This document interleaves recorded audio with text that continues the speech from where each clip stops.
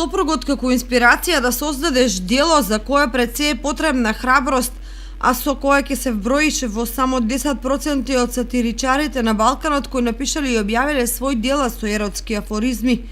Но за Ленча Стоименова откочани пишувањето за најинтимните работи од 40-нискиот брак со незиниот сопруг е плод на големата љубов и силната взаемна подршка што секојдневно си ја даваат еден на друг. Многу ми е мило што сум поново во Домот на културата Тоша Арсов во Виница. Имаме многу убава соработка и затоа и ова се случува токму пред денот на Свети Трифун или денот Свети Валентајн, денот на љубовта. Се работи за збирка на афоризми која содржи близу 400 афоризми, се на една тема, мојот сопруг.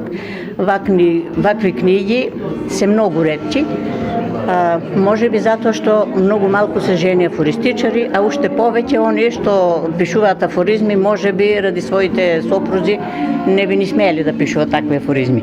И јас имам таа среќа што си имам сопруг кој ми е многу инспиративен за таа работа и секој ден се раѓа по некој афоризам. На почетокот тоа беше сосема случајно и може би на шала, но на крај излезе една многу убава книга Обесено на врат. Ретко кој смее, знае и има храброст машко-женските односи да ги разголи од сатиричен аспект, а при тоа да не ја згази онаа тенка нишка меѓу еротиката и вулгарноста, вели рецензентот на книгата Миле Ѓорѓиовски.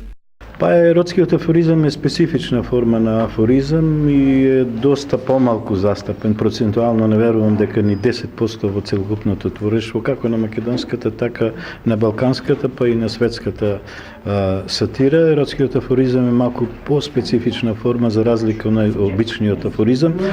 Па дури оној вистински прав еротски афоризам, кој е чиста литература, е доста малку застапен, бидејќи многу ризично е пишувањето на еротски афоризам, односно да биде еротскиот афоризам литература, а не да помине во некоја си порнографија или во некои несакани други правци.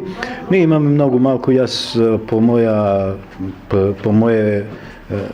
моја оценка има доста многу малку книги, бидејќи јас правев и некои антологии на еротски афоризам, како што е Будење на петелот и На врвот од вулканот.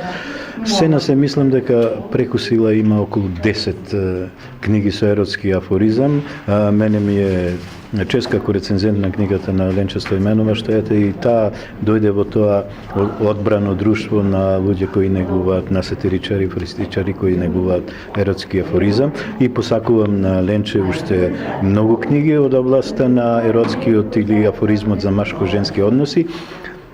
Но им посакувам и на другите афористичари да се одважат, да се охрабрат и да пишуваат повеќе еротски афоризми. Целиот настан беше на изменична музичко-сатирична комбинација во организација на Домот на културата Тоша Арсов, а во петок на покана на општина Виница гостува познатиот македонски поет Никола Маџиров, како и уште неколку звучни имиња од македонската поетска сцена. Сите овие настани општина Виница и Домот на културата ги организираат во чест на празникот Свети Трифун.